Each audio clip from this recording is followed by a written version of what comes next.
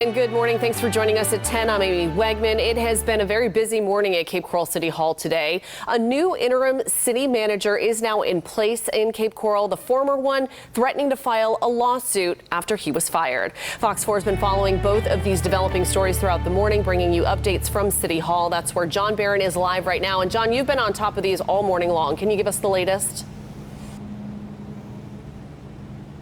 Yeah, first off, let's go back with a little bit of history since Wednesday. That's when the former city manager, Rob Hernandez, was fired after just 3 minutes in that special session. And now we're talking more about him filing a letter saying that the city council was actually discriminating against some of those hires that Rob Hernandez had brought in.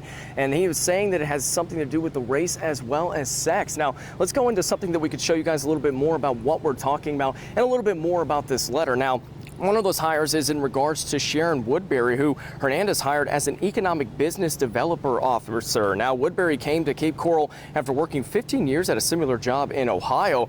And the letter actually claims that there are certain council members who actually learned about Woodbury being African American, and that says that he implied racial stereotypes about her appearance, demeanor, and aptitude.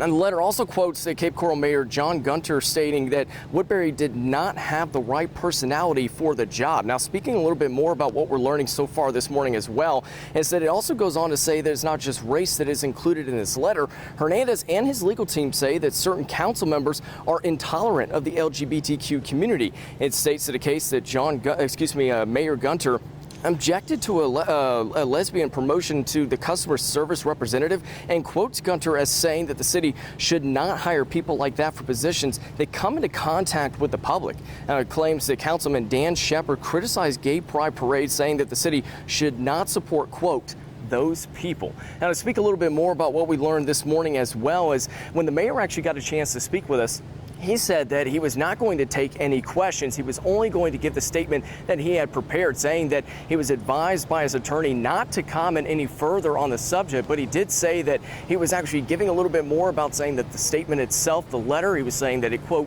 a fake statement and a fake letter, saying that he does apologize to those who were mentioned in it and says that they should not have to be. But of course, we'll have more for you guys on air and online. You can find all of this on our web story on our website at fox4now.com. We'll actually be hearing from the mayor as well coming up later on today as well. For now, live here in Cape Coral, John Barron, Fox 4.